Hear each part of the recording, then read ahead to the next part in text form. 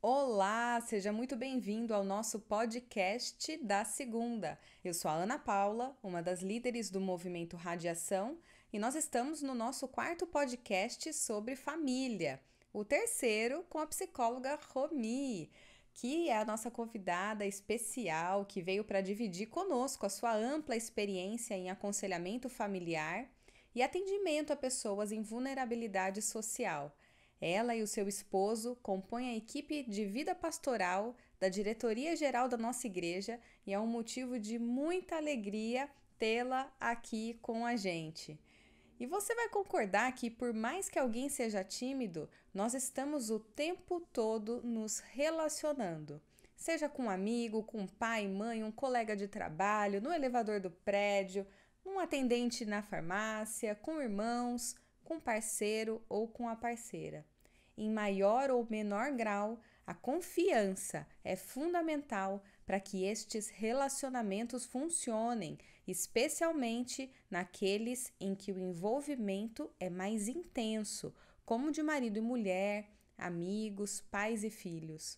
No podcast de hoje, falaremos sobre a importância da fidelidade nos relacionamentos e como a falta dela pode acarretar em verdadeiros desastres. A gente volta depois da vinheta.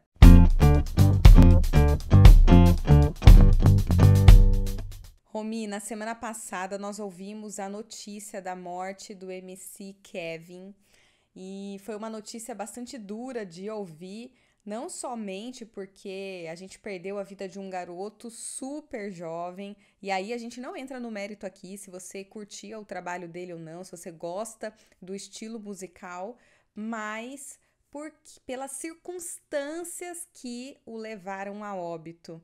Ele traiu a esposa dele, tudo indica, né, por tudo que nós ouvimos, que traiu a esposa dele em um quarto de hotel e aparentemente levou um susto ao ouvir alguém batendo na porta, tentou pular da sacada para outro quarto e acabou caindo do quinto andar e veio a óbito. Nós geralmente relacionamos a palavra infidelidade à traição física, mas fidelidade é um conceito muito mais amplo e que está presente, ou pelo menos deveria estar, em qualquer relacionamento. Romi, acho que é super importante, diante dos fatos, né, desse acontecimento, diante de tudo que a gente tem para conversar aqui, nos ajuda a ampliar o escopo de fidelidade para a gente não ficar só preso à infidelidade sexual, mas conseguir ampliar esse conceito da fidelidade? Olha, Paula, é assim, é muito triste a gente estar fazendo um podcast que a gente vai falar de infidelidade e a gente ter um exemplo, né, tão ilustrativo como esse, dessa forma que você descreveu e que ilustra muito, né, a forma mais comum de infidelidade, né, que é a infidelidade conjugal, especialmente aquela que envolve contato físico, que envolve o sexo, né? Mas a questão da fidelidade e da infidelidade, ela é muito mais ampla do que o sexo. Essa questão sexual e física, ela tem mais visibilidade, claro, porque ela é chocante, porque as consequências também de uma traição física, de uma infidelidade física, elas são muito grandes, né? Elas não atingem só a pessoa, só o casal, às vezes elas atingem os filhos, as pessoas próximas, gerações, né? E nesse caso aí atingiu a própria vida da pessoa, né? Mas realmente a questão da infidelidade, ela é muito mais ampla do que a própria traição física, né? Então, antes de falar de infidelidade, vamos falar de fidelidade, né? Do que a palavra fidelidade envolve. Quando a gente fala de fidelidade, a gente pensa em alguém que é fiel. E uma coisa que não cabe dentro da fidelidade é a mentira. Não dá para você ser fiel e você mentir. A fidelidade, ela sempre pressupõe a verdade. A pessoa fiel, ela é honesta, ela é verdadeira, ela é íntegra naquilo que ela diz. Então, na fidelidade, não cabe a mentira. Quantas mentiras são necessárias para que você deixe de confiar em alguém? Às vezes, uma mentira só, ela acaba quebrando a confiança. Então, Coloque uma mentira no relacionamento e você vai ver que esse relacionamento começa a correr riscos. A segurança, a confiança nesse relacionamento começa a correr riscos. Mas mentir não é só faltar com a verdade. A gente mente também quando a gente omite uma verdade, quando a gente esconde uma verdade, quando a gente distorce ou traz uma versão própria, né, dos fatos ou da verdade. E é interessante que, geralmente, quando nós omitimos uma informação, a gente diz assim, mas eu não contei para preservar a pessoa, achei que era melhor para ela. A gente sabe que nem sempre é assim, né? Quando você omite uma verdade, na verdade, muitas vezes você está querendo se safar, né? Está querendo esconder o teu erro. E aí, quando a verdade que você contou pela metade ou que você não contou vem à tona, a consequência é muito pior. Então, a fidelidade, ela exige de nós a verdade, isso é imprescindível. Outra coisa que é imprescindível na fidelidade é a sinceridade nos sentimentos e nas ações. Então, na fidelidade não cabe a manipulação. Quando você manipula uma pessoa na tua relação, você não está sendo fiel a ela. E quais são as formas de manipulação? Por exemplo, bajular uma pessoa, quer dizer, você agrada, faz elogios para aquela pessoa, mas você, na verdade, está querendo conseguir alguma coisa. Quando você distorce as palavras que a pessoa falou para você. Ou quando você, às vezes, manipula os sentimentos dela, faz com que ela se sinta confusa, com que ela duvide, às vezes, da própria sanidade mental. Então, a manipulação é uma forma de infidelidade, sim. Acontece que a gente, às vezes, também esquece que a fidelidade, ela envolve a lealdade. O que é a lealdade? Lealdade é, você é a mesma pessoa, você tem o mesmo discurso, você tem a mesma maneira de pensar e de falar quando você está com a pessoa e quando você não está com ela. Acontece que muitas vezes a gente faz o oposto disso. A gente defende a opinião da pessoa, mas longe dela a gente fala outra coisa. A gente diz uma coisa para ela e longe dela a gente diz outra coisa. Tem um exemplo que envolve família que eu acho que é muito interessante, né? Pais e filhos. O pai vai lá e dá uma disciplina ou dá uma ordem para o filho, e a mãe fica ali quietinha, né? Ou concorda ou não fala nada. Aí, quando o pai se afasta, filho, pode fazer. Isso é triste demais, é triste demais. Porque filho testa a gente. Vem na mãe e fala, pergunta, né? Se pode. Se a mãe fala não, vai e corre pro pai e vice-versa. Aqui em casa, Romi, a gente tem um combinado. Se um falou sim e o outro disse não, o que prevalece é o não. Essa é uma regra que a gente já estabeleceu para boa convivência. Então não tem mais aquela coisa assim: mas eu tinha dito não e você deixou sim. Não. Aconteceram algumas vezes isso e aí a gente já fez esse combinado, porque não dá para ter essa divergência de opinião entre os pais. E essa situação que nós falamos dos filhos, ela, além dela ser muito ilustrativa, ela tem consequências muito negativas, né? Porque a criança, ela aprende conosco a manipular. Aí ela sabe que se ela pede para o pai, e o pai diz uma coisa, a mãe vai dizer outra, e ela se torna uma criança manipuladora porque nós acabamos dando espaço para isso, né? Então, é uma forma de infidelidade, sim. Outra forma de infidelidade, né? Você falar da pessoa pelas costas. A gente poderia falar de qualquer pessoa nas amizades, isso é muito comum, e é ruim, é horrível, mas no casamento, você falar do teu cônjuge, às vezes você está falando para sua melhor amiga, mas você está falando de coisas que são íntimas, sabe? De coisas que envolvem os dois, de coisas que não precisaria você sair daquele ambiente familiar, e você vai e fala. Às vezes você diz assim, mas eu estou falando de uma coisa que aconteceu comigo, sim, mas se envolve a outra pessoa, se a outra pessoa está envolvida, você está expondo a outra pessoa. Outra forma de infidelidade, quando você fala também dos seus problemas, da sua vida conjugal, do que você vive para os seus parentes. Eu vou pedir ajuda. Você tem que pensar muito bem se você vai pedir essa ajuda, porque até que ponto você tem o direito de expor a outra pessoa? Porque fica aquela coisa assim, né? Eu reclamo do meu marido para minha família. Aí eles ficam bravos, né, com ele, ficam magoados, chateados. Aí eu faço as pazes. E que imagem que fica, né? Que ele A é o mágoa vilão. fica, claro. Então, essa também é uma outra forma de infidelidade. Outra forma de você ser infiel. Aliás, vamos falar ao contrário. Outra forma de você ser fiel é você cumprir as suas promessas. Você não é obrigado a prometer nada para ninguém. Mas se você prometeu, cumpra. Às vezes você prometeu na hora da briga, você prometeu para se livrar de um problema, né, de uma situação, e você, na verdade, nem tinha a intenção de cumprir aquela promessa. E depois você deixa para lá. Isso também é infidelidade, isso é engano, isso é falta de palavra, você não tem palavra, e isso é muito sério.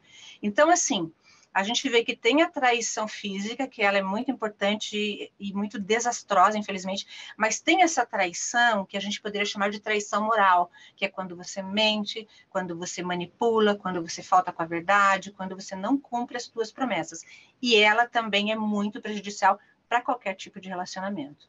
Romi, eu achei super interessante todas essas diferentes formas de ser infiel, porque num primeiro momento é básico, né? Eu imagino que os ouvintes aqui, a maioria também pensam como eu. Quando ouve a palavra infidelidade, já associa a infidelidade sexual.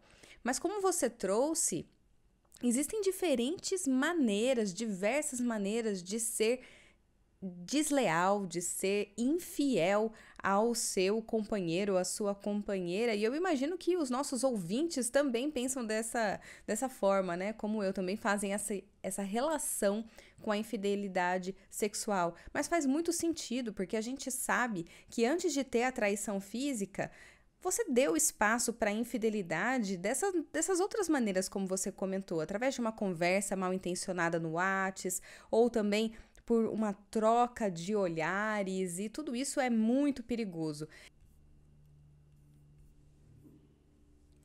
Sabe que eu li um artigo que fazia referência a uma pesquisa que dizia que a fidelidade é fundamental para fazer uma comunidade de pessoas funcionar bem. Parece óbvio, né? Os sociólogos que conduziram essa pesquisa fizeram a seguinte pergunta: você acha que as pessoas podem ser confiáveis? E essa pesquisa, no meu ver, foi até um pouco tendenciosa, você já vai entender por quê. Mas ela mostrou que, dependendo da região em que morava, as pessoas eram mais confiantes do que em outras regiões. Por exemplo, na Noruega, 65% das pessoas disseram que sim, que as pessoas podem ser confiáveis. Nos Estados Unidos, variou muito a região. E no Brasil, a pesquisa mostrou que apenas 2% das pessoas disseram que sim. Eu tô me perguntando até agora de onde eram essas pessoas. Mas, trazendo aqui, tirando o sensacionalismo dessa pesquisa que eu li, como que a gente constrói a confiança no outro? O que é necessário para construir uma base sólida de confiança?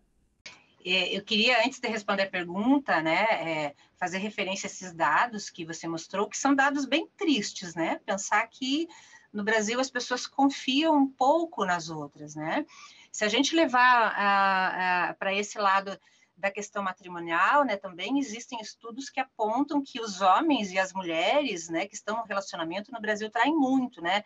Cerca de 75% dos homens e 68% das mulheres admitem que já traíram, né, o seu cônjuge, o seu companheiro em algum momento da vida. Tudo isso? Mas assim, tudo isso. Se nós formos trazer para o nosso contexto, pensar assim no nosso país, eu acho que a gente tem um contexto cultural que contribui muito para isso. Sabe? Aquela ideia do jeitinho que ficou assim famosa há algumas décadas, né?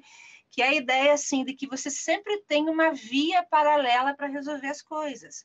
Você não precisa encarar e resolver com verdade. Sempre você pode dar um jeitinho, ter ali uma manha para resolver.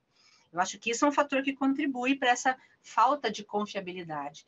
Mas o outro é também a nossa própria estrutura, né? A política que a gente tem, né? As pessoas que nos governam, a gente tem a sensação de que elas não são dignas de confiança.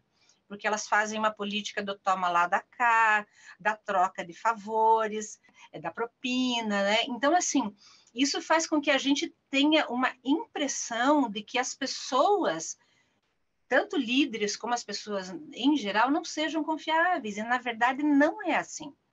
Porque na prática, no dia a dia, a gente acha que todas as pessoas parecem confiáveis. Nós acabamos sendo até muito crédulos, né? E a gente passa a desconfiar das pessoas a partir do momento que elas nos decepcionam. Veja a facilidade com que nós caímos em golpes. Aí você vê pessoas inteligentes, com muita instrução, muita informação, que caem em golpes. Por quê? Porque a gente acaba sendo crédulo e acaba realmente não acreditando, né, na fidelidade das pessoas quando elas quebram essa fidelidade, né? Na prática, assim, a gente vai ver que para conquistar a confiança de uma pessoa, ela não pode ser conquistada só pela fala. A fala é um bom começo. Você falar que você é uma pessoa confiável, você ter um discurso bonito, isso ajuda. Mas a confiança real, ela acontece com o passar do tempo. Por quê? Porque com o passar do tempo as máscaras caem. Você pode fingir no começo de uma relação, você pode bajular, você pode falar palavras bonitas, mas você não vai conseguir sustentar isso pela vida toda, né? Você finge por um tempo, mas fingir o tempo todo é difícil, né? Então, você precisa ser verdadeiro e precisa ser leal em toda a sua conduta, o tempo todo, para que você possa realmente conquistar a confiança. Um exemplo que eu acho interessante dessa questão de tempo, né, que é necessário ter o tempo mesmo, é o namoro. Há um tempo atrás, as pessoas namoravam para se conhecer, para pensar no relacionamento. Hoje as pessoas se conhecem e elas já começam a vida dois. Elas não se conhecem, elas não têm esse tempo de conhecimento. E aí vem coisas e elas dizem, mas é uma surpresa, eu não sabia que a pessoa era assim. Na verdade, é uma surpresa que não deveria ser surpreendente, porque você não deu esse tempo para conhecer a pessoa. Então, a gente precisa do tempo e a gente também precisa da verdade, né? Precisa dessa lealdade na conduta, você precisa demonstrar integridade, você precisa ser coerente, não deixar margens, por exemplo, para as dúvidas, né? Ser a mesma pessoa em qualquer ambiente e em qualquer situação, né? Não adianta só, por exemplo, você falar a verdade para a pessoa que está com você se ela vê você mentir. Se você cumpre as promessas para ela, mas ela vê que você quebra as promessas com as outras pessoas. Eu acho que isso é um exemplo bom para os nossos filhos. Você fala uma coisa com eles, você tem um tipo de atitude, você quer mostrar que você é íntegro, verdadeiro, leal, mas o teu filho está observando como você é com outras pessoas e ele também vai pensar: será que o papai e a mamãe também não mentem para mim do jeito que eles mentem para outras pessoas? Então, para você desenvolver essa confiança, realmente é aquele tempo de convivência e é essa verdade, é essa integridade moral que você tem que ter o tempo todo. Porque, assim, mentir não é uma questão de circunstância, mentir é uma questão mais profunda, é uma questão de caráter. Então, se eu minto em muitas situações, mesmo quando eu estou falando a verdade, essa verdade pode ser questionada, né? Outra questão é a transparência. E aqui eu quero me dirigir especialmente aos casais, ao marido e à mulher.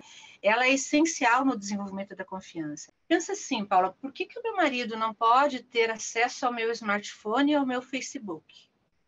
O que eu tenho lá que ele não pode ver? Qual o problema para o marido dele dizer para a esposa onde ele está, o que ele está fazendo e com quem? Então, quando nós não temos transparência, deixamos as coisas assim meio nebulosas, deixamos assim essas coisas em aberto, isso realmente vai minar a confiança. Então, a transparência, ela é essencial também para desenvolver essa confiança que a gente procura, né? Então, assim, é o passar do tempo, é o conhecimento, é você falar a verdade, é você ser coerente, é você ser transparente. São essas as coisas que vão proporcionar que você tenha a confiança da outra pessoa.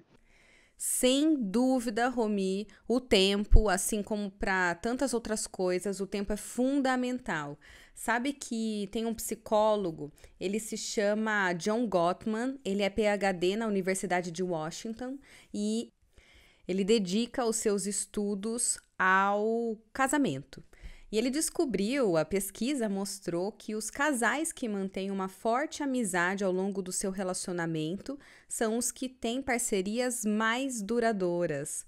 E olha que interessante, ele diz que a amizade exige que os parceiros estejam dispostos a compreender o que acontece no mundo do outro. Mais uma vez, parece óbvio, mas é muito difícil entender qual é a necessidade do outro, o desejo, o que motiva, o que traz bem-estar para o parceiro.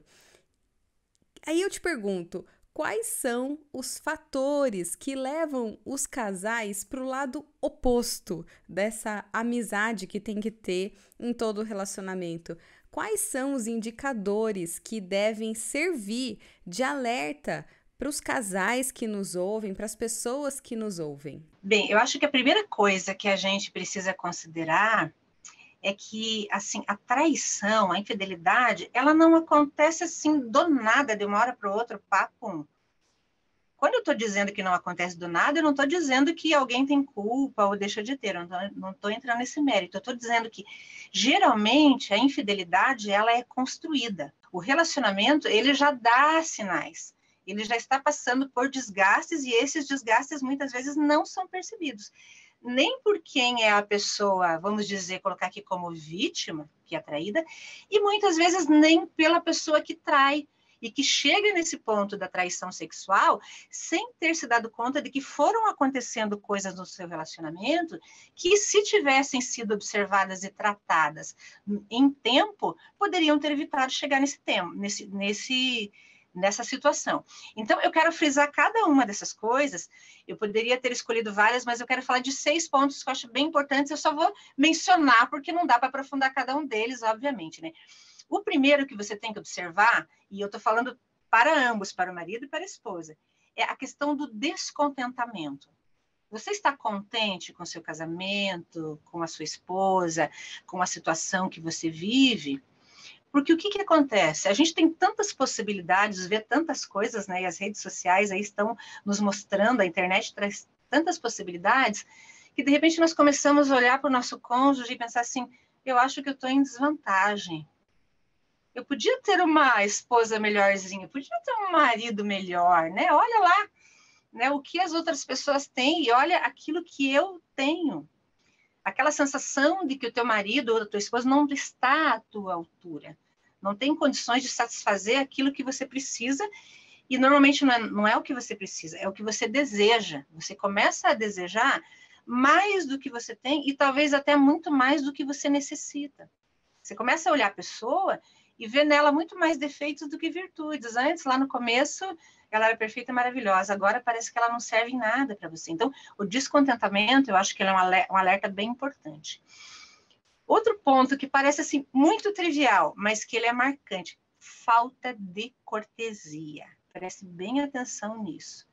Então, assim, o meu amor, o faz favor, o meu bem, tudo aquilo que você tinha no momento do relacionamento, você começa a ir deixando de lado. Então, você não é mais gentil e cortês com aquela pessoa com quem você convive. Fora de casa, você mantém um padrão, mas dentro de casa, você começa a tratar mal as pessoas, né? Você começa a tratar mal a pessoa com quem você convive. De repente, você altera a sua voz, né? Às vezes você usa palavras que você não devia usar, palavras pesadas, você não tem mais paciência com essa pessoa, né? Então, assim, essa falta de cortesia, desse trato gentil, agradável e amável, isso é uma coisa que tem que prestar atenção porque é muito sutil, você vai perdendo e você vai se acostumando a maltratar e às vezes até a ser maltratado e acha que isso é normal, mas isso não é. A outra coisa que é um sinal importante é o engano. Então, assim, mentiras que parecem mentirinhas, né? E mentiras são mentiras, mentira é sempre falta da verdade, meias verdades, manipulações, né? Que a gente já falou, que você até percebe, desconfia, parece que as coisas não encaixam muito bem, mas assim, é o jeito da pessoa, é o teu jeito, e você vai se acostumando com isso que você passa a viver no seu casamento, né? E isso está mostrando um desgaste, e você não pode se acostumar com isso. Outra coisa, tédio, enfado, rotina. Quando a gente fala em rotina, a gente sempre pensa na questão sexual, né? As lingeries, as novidades, a criatividade, sim, isso é uma coisa legal e é importante de ter no casamento, na relação do casal. Mas, assim, tem outras coisas também que revelam esse tédio, quer dizer, você não se interessa mais por fazer coisas juntas. Sair, ir no cinema, né, propor um programa a dois, né, ou a dois, ou mesmo com a família, passar um tempo juntos, só vocês, sem os amigos, sem os parentes, ter aquele tempinho especial dedicado para vocês. Às vezes, até a gente vê que muitos casais acabam fazendo o contrário, tentando criar situações para não estar juntos, para não ter intimidade, tá sempre cercado de gente, sempre no meio dos outros, né? Isso é um sinal de que o casamento não vai bem. Distanciamento emocional, né? Os interesses dos dois antes convergiam para as mesmas coisas, agora não. Cada um quer ir para um lado, cada um tem uma maneira de pensar sobre o relacionamento, sobre as finanças, sobre a educação de filhos, sobre a vida espiritual, né? Muitas vezes, esse distanciamento, ele é causado pelos próprios filhos, né? Não pelos filhos, mas porque o cônjuge coloca o filho no meio do relacionamento justamente para manter o outro afastado. Às vezes não é por acaso, às vezes isso é de propósito. E dentro do distanciamento, a gente precisa dar ênfase na comunicação. Você percebe que a comunicação está se perdendo, que se conversa pouco. Às vezes se conversa dentro de casa, mas é assim, são banalidades, é para resolver o problema lá das compras, do filho, das contas, mas não tem aquela conversa onde você fala de sentimentos, onde você fala de projetos, de planos para a vida. E, por último, eu coloquei a diminuição do interesse sexual. Não porque seja menos importante, mas quando você tem essa diminuição, você já pode perceber, se você olhar atrás, que as outras coisas, ou algumas delas, já aconteceram. Já começou a haver um distanciamento emocional, a comunicação já está falha, sabe? Você já está enfadado, entediado, você já está insatisfeito com o seu casamento. E aí, se você tem uma oportunidade, se surge uma oportunidade desse caráter de infidelidade sexual, você está vulnerável, porque você também se desinteressou sexualmente da sua parceira ou do seu parceiro. Então, assim, a gente vê que é uma série de fatores, não acontece nessa ordem, mas se você notar que algum deles está acontecendo, liga a sua anteninha, porque você tem que prestar atenção nesse momento, antes que chegue na consequência pior, tem coisas que você pode fazer para começar a consertar e trabalhar o teu casamento. Acho que isso é muito importante. Com certeza, Romi, são super importantes esses pontos que você comentou agora. E eu fico pensando que pode ter gente ouvindo dizendo assim, gente, alerta vermelho, todos esses pontos que a Romi comentou agora estão acontecendo na minha família, ou até mesmo alguém que já descobriu, que já passou por esse momento da tristeza de descobrir a infidelidade do parceiro. Aí eu te pergunto, Romi, é possível restabelecer a confiança no outro, mesmo depois de passar por rupturas expressivas, como essas que a gente comentou aqui ao longo do podcast? Paula, eu acredito sim. Eu acredito que qualquer situação, qualquer problema, qualquer casamento, ele não está perdido até que você tenha tentado tudo. Mas tudo é tudo mesmo, tudo que você pode fazer para salvar essa relação, né? A gente sabe que a confiança, quando ela é perdida, ela é difícil de reconquistar. Às vezes é um processo, tem pessoas que têm uma facilidade, mas a maioria das pessoas tem dificuldade, né? Às vezes até o casamento, ele não é perdido, né? Existe ali uma ideia de continuar junto quando há uma traição, mas às vezes os sentimentos da pessoa ficam feridos de uma maneira que parece irreparável, mas não é irreparável, sabe? Pode parecer difícil, mas não é impossível retomar essa confiança que existia num outro momento do casamento, né? E aí tem alguns passos que a gente poderia dar para restabelecer essa confiança. O primeiro deles é reconhecer de verdade o erro que você cometeu. Como é que é reconhecer o erro de verdade? Reconhecer que, independentemente da outra pessoa, a responsabilidade é sua. Foi você que fez. A gente tem uma mania de querer dividir a culpa, né? E eu já vi isso até em encontro de casais. Ah, mas o marido traiu porque a esposa deu lado. Ah, a esposa estava infeliz e insatisfeita, por isso que ela foi e traiu. Não. E ainda que tenham havido situações, e nós não podemos julgar, porque cada pessoa conhece a sua situação, mas o importante é se eu quero recobrar a confiança no meu casamento, eu tenho que admitir que eu errei e assumir a minha responsabilidade, sem querer dividir, sem querer jogar culpa nas costas de outra pessoa. Eu acho que isso é essencial, isso demonstra realmente sinceridade e arrependimento. A outra é que a gente precisa ter empatia pelo sofrimento dos outros. Às vezes você pisou na bola e você acha que a pessoa está exagerando, que não é tanto assim, que não era motivo para tudo isso.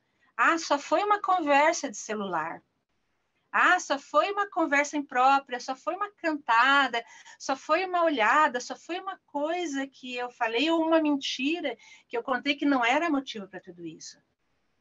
Talvez para você seja pouco, mas para a pessoa não foi.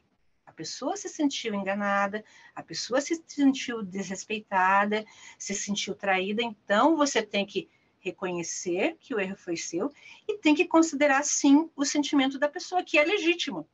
Se é exagerado, se é muito ou não, ele é legítimo, né? Aí a gente entra na outra parte que é essencial. Aí você já entendeu que você errou. Você reconheceu o sentimento da pessoa, mas você tem que ter a humildade de pedir perdão. Né? Não adianta deixar passar e as coisas esfriarem e tudo vai voltar ao normal. A confiança não vai voltar ao normal dessa maneira. Ela tem que ser reconquistada.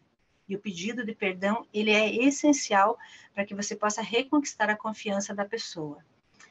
Mas não adianta também pedir perdão e continuar fazendo as mesmas coisas, né? Dando bandeira, cometendo os mesmos deslizes, não adianta, você tem que se propor a mudar de atitude dali em diante. A maneira como você tratava o sexo oposto, mesmo que você achasse assim que, puxa, eram só brincadeiras ou foram mal entendidos, você precisa mudar. Você precisa mudar a maneira com que você se relaciona nas redes sociais. A maneira como que você se relaciona com as outras pessoas, aquilo que você fala, também você precisa repensar a maneira que você fala e as promessas que talvez você não tenha cumprido. Então, assim, você pede perdão e continua fazendo as mesmas coisas? Aí não há confiança que resista, né? E eu diria, assim, que para a gente concluir, você tem que reconhecer a sua vulnerabilidade. Não ache, assim, que você errou, pisou na bola, reconheceu, foi perdoado, agora vai ficar tudo bem. Esteja você sempre alerta, porque nós somos vulneráveis. Ninguém pode dizer que nunca pode escorregar, nunca pode trair, enganar ou mentir ou cair numa dessas situações. Quando a gente reconhece que nós somos vulneráveis, isso nos fortalece. A gente fica alerta, a gente fica atento para situações que possam realmente levar a gente a trair, a enganar e a ser desleal com o nosso companheiro, com o nosso familiar. Então, eu acho que essas são algumas dicas que podem ajudar a gente a tentar restabelecer essa confiança que foi perdida, e eu acredito que é possível, sim, né? E coloca Deus na história também, né? A gente não pode esquecer disso, né? Pede para Deus tratar o seu coração, se foi você que foi a pessoa enganada, se foi você a pessoa que enganou, peça para Deus mudar o seu caráter, mudar o seu jeito de pensar, sua forma de agir, fazer de você uma criatura nova. Romi, você falou, né? É importante que se peça perdão, que tenha essa conversa. E isso é uma conversa difícil, é muito natural do ser humano evitar conversas complicadas, assumir a sua parcela de responsabilidade, a sua culpa. E pode ser que você que esteja ouvindo o podcast tenha sido infiel. E pode ser que até hoje você não achava que estava sendo infiel e agora que ouviu o nosso podcast, ampliou esse conceito da infidelidade que nós comentamos aqui, você perceba que você não foi leal com o seu parceiro, com a sua parceira E sabe, Romi, você disse uma coisa muito, muito certa, porque Deus, ele pode nos ajudar. Ele pode colocar primeiro a consciência do nosso erro, para depois nos dar forças e mudar o nosso interior para pedir perdão e passar por esse processo de transformação, de mudança de mente, de caráter, de coração. E eu separei um texto bíblico aqui, que foi escrito para Timóteo, tá na segunda carta a Timóteo, capítulo 2, que diz assim: essa palavra é digna de confiança.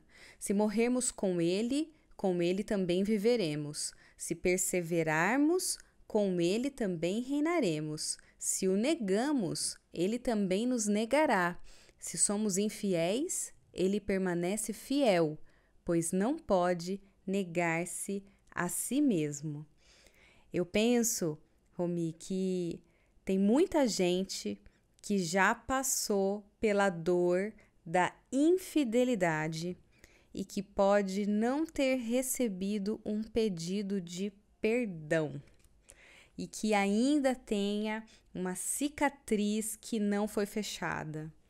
Para você que está nessa situação, que já passou por isso, lembre-se que apesar da infidelidade humana, que todos nós, em algum momento, em algum nível, nós estamos suscetíveis. Todos nós podemos ser infiéis em algum momento da nossa vida, em alguma área.